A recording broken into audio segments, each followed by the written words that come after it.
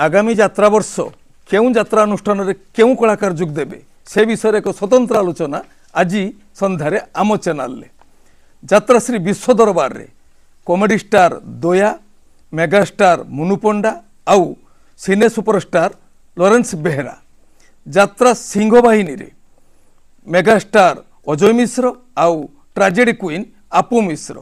जय जगन्नाथ नमस्कार मु संतोष कुमार टिके कथा यूट्यूब चैनल को आपण मानकु स्वागत करूछि। आज 2024 मसीहा एप्रिल मास 20 तारिख शनिवार शनिदेव कृपारू आज दिनटी आम समस्त मंगलमय हेउ।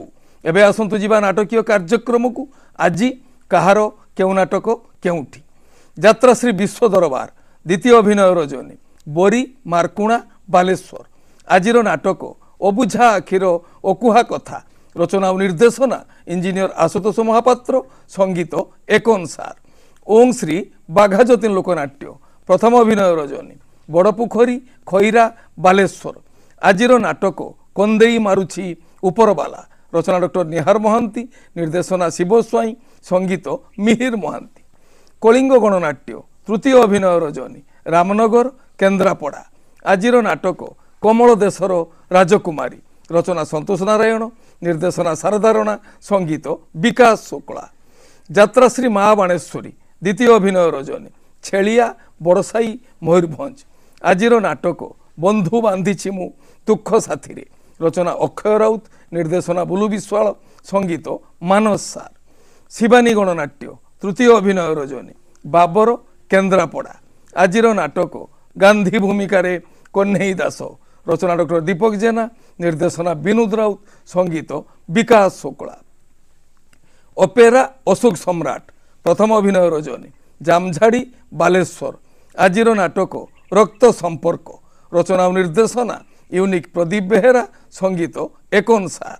अपेरा सूर्य मंदिर द्वितीय अभिनय रजनी रंजना पटिया भुवनेश्वर आज नाटक तू रजा झीओ मु रिक्सावाला रचना अरुण बारिक निर्देशना तापस स्वाई संगीत मिहिर महांती। यात्रा स्वर्णमहल तृतीय अभिनय रजनी मर्यादापुर कबाटबंध जाजपुर आज नाटक राति सुंदर को साथी सुंदर रचना अनुराग निर्देशना किशोर खंडवाल संगीत विकास शुक्ला। तुलसी गणनाट्य तृतीय अभिनय रजनी पेंठबालीकुदा केन्द्रापड़ा आज नाटक तू हसुथिबु मो लुहरे रचना लिलीदास निर्देशना विनोद राउत संगीत विकास शुक्ला। माँ शक्तिमयी लोकनाट्य प्रथम अभिनय रजनी गुणदेईपुर ढेंकानाल आज नाटक काहींकी कांदुछि कहिबी नाही रचना संतोष नारायण निर्देशना शारदा राणा संगीत लिपु सार। यात्रा दुर्गा मंदिर चतुर्थ अभिनय रजनी दक्षिण काली पड़िया ओल्ड टाउन नयागढ़ आज नाटक दिन सरुनी की लुह सरुनी रचना और निर्देशना इंजीनियर आशुतोष महापात्र संगीत एकन सार।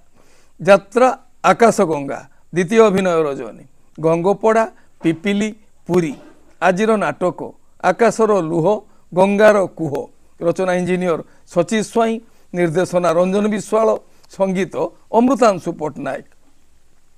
गौरी गणनाट्य प्रथम अभिनय रजनी कुंभीर गाड़िया जाजपुर आज नाटक एई फगुण रे बाजिबो बाजा रचना डॉक्टर निहार महांती निर्देशना प्रशांत नायक संगीत विकास शुक्ला। यात्रा रंगमहल प्रथम अभिनय रजनी बड़माणितिया जरियाबाड़ केन्द्रापड़ा आज नाटक मु गुटे झीर बाप रचना और निर्देशना हरबारिक संगीत मिहिर महांती। यात्रा स्वप्नमहल प्रथम अभिनय रजनी तिरुमल जटणी खोर्धा आज नाटक हारिबनी केबे बापर पुओ रचना अजय स निर्देशना तापस स्वाई संगीत मिहिर महांती। यात्रा राजनंदिनी प्रथम अभिनय रजनी बंफकुद भुवनेश्वर आज नाटक एमिति बंधन केमिति हेला रचना जीवन जेना निर्देशना विजय दास संगीत प्रेमानंद। कोणार्क गणनाट्य प्रथम अभिनय रजनी दौलतपुर महिसरा जाजपुर आज नाटक तबी नामु अधा अधा रचना डॉक्टर सुधांशु नायक निर्देशना अश्रुमोचन महांती संगीत विकास शुक्ला। तारिणी गणनाट्य तृतीय अभिनय रजनी सुआंग भुवनेश्वर ଆଜିର ନାଟକ ମନ୍ଦିରେ ଫୁଟିଛି ମଶାଣୀ ଫୁଲ, ରଚନା ଅକ୍ଷୟ ରାଉତ, ନିର୍ଦ୍ଦେଶନା ପ୍ରସନ୍ନ କର, ସଙ୍ଗୀତ ମିହିର ମହାନ୍ତି। ଅପେରା ସାଇ ସମ୍ରାଟ, ତୃତୀୟ ଅଭିନୟ ରଜନୀ, ନେରଡ଼ା ଆଖୁଆପଦା ଭଦ୍ରକ। ଆଜିର ନାଟକ ତୁ ଯେଉଁଠି ଥିଲେ ବି ମୋର, ରଚନା ଡକ୍ଟର ସୁଧାଂଶୁ ନାୟକ, ନିର୍ଦ୍ଦେଶନା ଅଶ୍ରୁମୋଚନ ମହାନ୍ତି, ସଙ୍ଗୀତ ବିକାଶ ଶୁକ୍ଳା। ରାଜଧାନୀ ଅପେରା, ଦ୍ୱିତୀୟ ଅଭିନୟ ରଜନୀ, ନୂଆଗଡ଼ ହରିପୁର ଖୋର୍ଦ୍ଧା।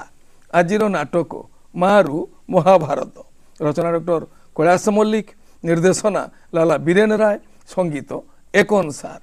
ଆପଣମାନେ ଜାଣିଲେ ଆଜି କେଉଁ ସ୍ଥାନରେ କେଉଁ ଯାତ୍ରା ଅନୁଷ୍ଠାନ କେଉଁ ନାଟକ ମଞ୍ଚସ୍ଥ କରିବ।